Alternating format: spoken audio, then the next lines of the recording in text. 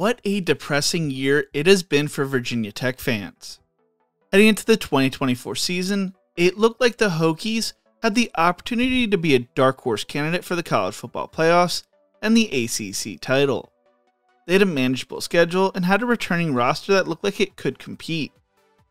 Instead, they will be looking for a new head coach for the 2026 season, choosing to fire Brent Pry following their blowout loss to Old Dominion in Week 3. The Hokies are 6-10 in the last 16 games and are 0-3 to start the year for the first time since 1987, Frank Beamer's first year as head coach. Who will be the school's next head coach? Let's talk about some possible candidates.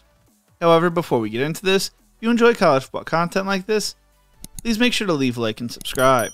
Also, let me know who you think Virginia Tech should hire in the comment section below. When Brent Pry was hired, he was expected to bring Virginia Tech football to the next level. The Justin Fuente era started strong, going 10-4 in year 1, but they would fall off a cliff after the 2017 season. Pry was expected to right the ship. The Hokies had their 27-year bowl streak snapped when they opted out of a bowl in 2020 with a 5-6 record, and finished the 2021 season 6-7, losing to Maryland in their bowl game. Pry was coming off a successful stint serving as Penn State's defensive coordinator. He developed a bunch of NFL talent, including Micah Parsons. He was a trusted James Franklin assistant, following him from Vandy to Penn State. Year 1 would see the Hokies finish 3-8, followed by 2 7-6 seasons. In Pry's second season, the Hokies won 5 of their final 7 games in 2023, setting up college football playoff dark horse expectations in 2024. Instead, they lost 3 of their first 5 games in 2024, all by 1 score. Pry was 1-12 in 1-score games, and Virginia Tech would start the 2025 season off with a loss to a Shane Beamer-led South Carolina team 24-11, or being blown out at home to Vanderbilt 44-20. But the worst of the worst was still yet to come, when the Hokies hosted Old Dominion. The Monarchs would go into half up 28-0 and went on to win 45-26. For the first time since 1987, Frank Beamer's first season, Virginia Tech started a season 0-3. Sunday, it was announced that Pry would be fired, going 16-24 over 3 seasons. Virginia Tech president Tim Sands explained, "Unfortunately, the results on the field were not acceptable and a change in leadership is necessary. With it only being 3 games this season, players can redshirt and the 30-day transfer portal window opens today. I expect this roster to be gutted. So who might be the next head coach of the program? Let's talk about 10 different candidates." Bob Chesney has found success everywhere he has been since starting his coaching career. His first head coaching gig came at Salve Regina, where he went to 23-9 before being named head coach at Assumption, a Division II school. While at Assumption, Chesney led the Greyhounds to a 44-16 record, 2 Northeast 10 conference titles, and 3 playoff appearances. In 2015, they made it to the second round, and in 2017, they made it to the quarterfinals of the Division II playoffs. He was named head coach at Holy Cross, a member of the Patriot League, at the FCS level. He would lead the Crusaders to 5 straight conference titles, 4 of which were outright conference titles, and a 28-4 conference record. They would go 44-21 over 6 seasons, making the FCS playoffs 4 times, making it to the second round in 2021, and the quarterfinals in 2022. He was named head coach at James Madison in 2024, leading them to a 9-4 record last year and a win in the Boca Raton Bowl. He is only 48 years old and could lead the Dukes to the Sun Belt Conference title this year. James Madison is only 2 hours away from Virginia Tech, so he knows how to recruit the area and could be a coach being talked about for multiple Power 4 jobs. James Madison currently has the 5th best recruiting class in the Sun Belt right now, but finished with the 9th best in 2025. If Chesney can recruit, based on his track record, he could find a lot of success at Virginia Tech. Mike Vick was a legendary quarterback for the Hokies back in the day, where in 2 seasons he threw for 3,279 yards, 21 touchdowns and 12 interceptions, also rushing for 1,216 yards and 17 touchdowns on the ground, finished 3rd in Heisman voting in 1999, and 6th in Heisman voting in 2000. He missed the Miami and UCF game during the 2000 season after getting hurt in the Pitt game, and during the 1999 season, he led Tech to the BCS national title game as a redshirt freshman. He would leave school as a redshirt sophomore because of his family's financial issues at the time, and would be drafted 1st overall by the Atlanta Falcons. In 13 NFL seasons, Vick threw for 22,464 yards, 133 touchdowns and 88 interceptions, whilst rushing for 6,109 yards and 36 touchdowns on the ground. In 2017, he became a coaching intern under former head coach Andy Reid with the Kansas City Chiefs, served as an offense coordinator for the Atlanta Legends, the AAF. He explained at the time, "I think I'd ever wanted to coach, but talking about the game at Fox, I got really excited like I'm out here playing again. But it's still not touching individuals. When the opportunity came about, I felt like I could really make a difference and give back to the game. Once I found out it was in Atlanta, I thought it was a home run." Before the season began, though, he would move to a consulting role rather than the OC role. In December, Vic was named the head coach at Norfolk State, with athletic director Melody Webb saying, "I am thrilled to welcome Michael Vick and his family back to the Hampton Roads area to lead our football program. One of the greatest athletes the region has ever seen, Coach Vick's leadership, knowledge, and dedication will pour into the fundamental layers of the foundation we hope to build for Norfolk State football. Coach Vick is one of the most electric athletes to ever come out of Virginia. From the humble beginnings to massive stardom, we hope his story will translate to student athletes here at Norfolk State. I am confident that our football program will establish sustainable recruiting pipelines in the state of Virginia across the country with this hire." Norfolk State is currently 1-2, beating Virginia State 34-31, lost to Rutgers this weekend 60-10, and Towson in the season opener 27-7. Vick would be an outside-the-box hire who could help Tech with recruiting, as they sit with the 16th ranked recruiting class in the ACC right now. It also might be a little too early into his coaching career to make this move. Alex Golesh is going to be the hottest name on the head coaching market this coaching cycle, and I see him ending up at Florida over Virginia Tech if that job opens up, or he might just stay at USF. With that being said, if you are a decision maker at Virginia Tech, it's a phone call you need to make and at least ask. Golesh started his coaching career at Westville Central High School in Ohio, or becoming a student assistant at Ohio State. He would then become a grad assistant for Northern Illinois and Oklahoma State. He would serve as a position coach and recruiting coordinator for Toledo, Illinois, and Iowa State, while also serving as Illinois special teams coach in 2015. In 2020, he joined Josh Heupel's staff at UCF, serving as his offensive coordinator and tight ends coach. He followed Heupel to Tennessee in 2021, before being named the head coach at USF. Since taking over, he has turned a dreadful South Florida program into one of the premier Group of 5 programs in the nation, going 7-6, winning their bowl games in 2023 and 2024. To put that in perspective, they were 4-29 before his arrival. To start this season off, USF would upset Boise State in Florida to open up the season before falling to Miami this weekend.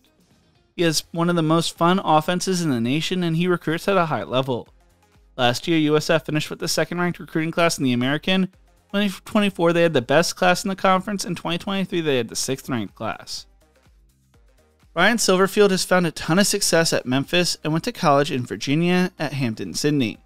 He started his coaching career at the high school level in Florida before returning to Hampton-Sydney for 4 seasons. He then spent time at Memorial Day High School as their head coach in 2004, before joining Jacksonville as their quarterback coach. He then spent 2 seasons with UCF as their GA, before spending time with the Minnesota Vikings in the NFL. In 2014, he returned to college, serving as an offensive consultant for Toledo and an assistant with Arizona State and the Detroit Lions of the NFL. In 2016, he joined the Memphis coaching staff as their offensive line coach, worked his way up before being named head coach in 2020. Since taking over, Memphis has been one of the premier Group of 5 programs. Since 2023, Memphis is 24-5, including this season, and Silverfield is 45-21 as head coach. He has taken the Tigers to 5 bowl games. The issue is Justin Fuente, the coach before Fry, was from Memphis, so that may keep the school from going back to the well there. But the coaches are very different. Silverfield may be ready to take the step up, especially since Memphis isn't getting a Power 4 invite anytime soon, though they have been successful. Jamie Chadwell is from about 4 hours away from Blacksburg and has found a lot of success coaching in the area. Chadwell played at East Tennessee State and began his coaching career as an assistant there. He then spent time at Charleston Southern, serving as their offense coordinator and recruiting coordinator. He got his first head coaching opportunity at North Greenville, Division II school, where he went 21-14 and made the quarterfinals of the Division II playoffs in 2011, when they went 11-3. He then spent a season at Delta State before being hired by Charleston Southern in 2013. While at Charleston Southern, the Buccaneers went 35-14 with 2 10-win seasons. They had won 2 Big South Conference titles and made the FCS playoff twice. He would then be named head coach at Coastal Carolina, where he helped them transition to the FBS level. In 2020, Coastal Carolina would go 11-1, losing the Cure Bowl. Famously played BYU in one of my favorite college football games of all time in the Mormons vs. Mullets. He'll go 11-2 in 2021 and 9-3 in 2022. Chadwell would go 38-22 as head coach of Coastal Carolina before leaving for the Liberty head coaching job. In 2023, Liberty would go 13-1 and lost to Oregon in the Fiesta Bowl, and went 8-4 last year. He's currently 22-7 as the Flames head coach. Chadwell runs a creative offense and knows the area Virginia Tech recruits in. He has no Power 4 experience of any sorts, but he's a proven winner with an established philosophy and regional familiarity. Pat Fitzgerald will be a big name hire, and he will be a name thrown around for multiple job openings this season now that he reached a settlement on his wrongful termination suit. Fitzgerald played linebacker at Northwestern and began his coaching career as a grad assistant at Maryland and Colorado. He served as a linebacker and safeties coach for Idaho in 2000 before joining the Northwestern coaching staff. In 2006, he was promoted to be head coach, but would take Northwestern football to heights they had never really experienced before. They won 2 Big Ten West Division titles, had 3 10-win seasons, and played in 10 bowl games. Fitzgerald would finish with a 110-101 record and finish as the school's winningest head coach by a long shot. His tough, defensive-minded teams are similar to what the Hokies are used to. There will be questions around the offense. Charles Huff is from Maryland and has become known as an elite recruiter and program builder. Huff is originally from Maryland and played at Hampton University. He started his coaching career at Tennessee State and has served as an assistant for Maryland, Hampton, Vanderbilt, and the Buffalo Bills, Western Michigan, Penn State, Mississippi State, and Alabama. He was a highly regarded assistant under Nick Saban and James Franklin, being viewed as the top recruiter on both staffs. He recruited and developed Saquon Barkley at Penn State, as well as Najee Harris at Alabama. He consistently brought in the top recruits for Alabama's top-rated recruiting classes. He would be named head coach at Marshall, replacing Doc Holliday, and helped the Thundering Herd transition from the Conference USA to the Sun Belt, going 32-20. In 2024, Marshall finished 10-3 and won the Sun Belt Conference, but Huff and Marshall would have a weird breakup towards the end of the season.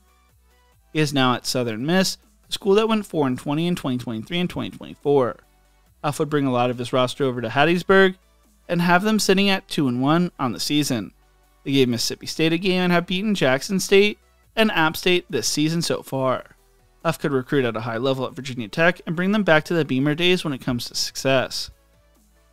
Andy Kotelicki has roots in the Midwest for the most part, growing up in Minnesota and playing college football at Wisconsin River Falls, but that does not mean he can't find success at Virginia Tech. Kotelicki started his coaching career as an offensive assistant at Western Illinois before serving as River Falls OC in 2006. In 2011, he joined the University of Mary as their OC and served as Wisconsin Whitewater's OC in 2013 to 2014, where he helped Lance Leipold win 2 Division III national titles.